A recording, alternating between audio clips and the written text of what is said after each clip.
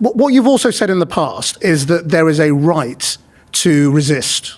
Of course. So just explain, what is, do you see what happened as October the 7th as resistance, or was it straightforwardly war crimes, illegal and terrible? I'm glad you're asking this question because I think there is so much confusion. So in international law, people who are under oppression and under foreign domination have a right to resist, and this is similar to what a state has as self-defense. So states have their sovereignty. So states that exist have to be protected in their sovereign space, and if they are threatened by another state, they have the right to use war, to use force in the form of self-defense. People have a right of self-determination, so a right to exist as a people in a given land. Therefore, when they are oppressed, when they have to protect the right of self-determination, so that means Hamas has the right to fight people within Gaza. No.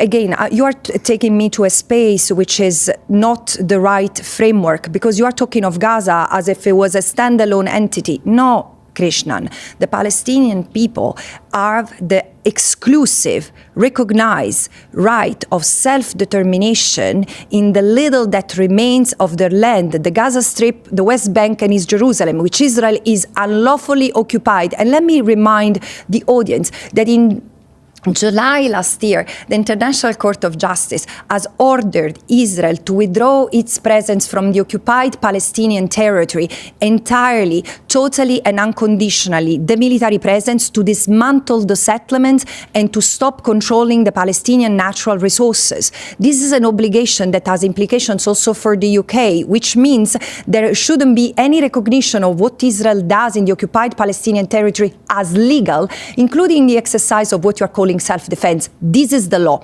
And there is also an obligation not to do anything that results in aiding and assisting the occupation.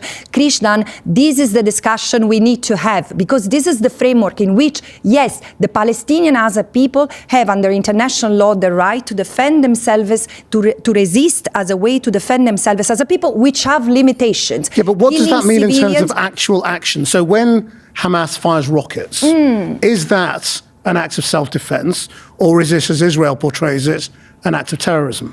Yeah, of course, Israel portrays it as an act of terrorism. Israel has the right, the obligation to withdraw from the occupied Palestinian territory. And if once this happens, it's attacked by the state of Palestine, it has the sacrosanct right to use and invoke, or rather, to invoke and use the right of the self-defense. So to be clear then, on those rocket attacks, are you saying they are legal resistance? I'm not saying anything that International Court of Justice has not said already for the past 20 years. Israel cannot invoke the self-defense against the people it occupies. No, you're talking about what Israel's doing. I'm talking about what Hamas is doing. Is what Hamas does when it fires a rocket at an Israeli town, is that, in your terms, self-defense, or is it terrorism?